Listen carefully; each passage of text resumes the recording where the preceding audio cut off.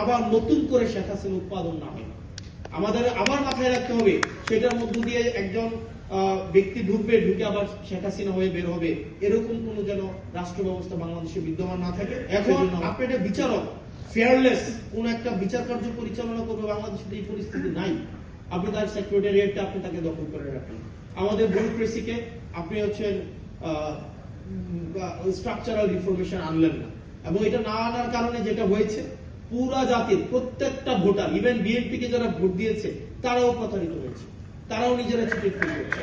কারণ দিন শেষে তো বিএনপি রাষ্ট্র কাঠামোর বাইরে না। বিএনপি হয়তো আপনি যদি পার্টি পলিটিক্স করে কত, মানে একটা নির্দিষ্ট যদি অংশ 5% বা 10% পার্টি পলিটিক্স করে, ভোটার মানেই তো কর্মী না। যারা ভোটার ভোট দিয়েছিল যে বিএনপি এসে এগুলোর সংস্কার করবে, তারাও একটু বিট্রেড ফিল করছে। সেজন্য আমাদেরকে রিঅর্গানাইজ হইতে হবে।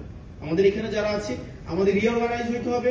আমাদেরকে মনে রাখতে হবে শুধুমাত্র 5টা সংসদের ভিতরে না, আমাদের সংসদের বাইরে, আমাদের প্রত্যেকটা জায়গা থেকে আমাদের এই যে সংস্কারের যে আকাঙ্ক্ষা, আমাদের রাষ্ট্র কাঠামোর প্রত্যেকটা ব্যক্তি, প্রত্যেকটা আমজনতা যে নাগরিক হয়ে উঠবে, সেই লড়াইটা আমাদের সেটা অব্যাহত রাখতে হবে। সেটা সংসদের ভিতরে এবং সংসদের বাইরে একইভাবে অব্যাহত রাখতে হবে।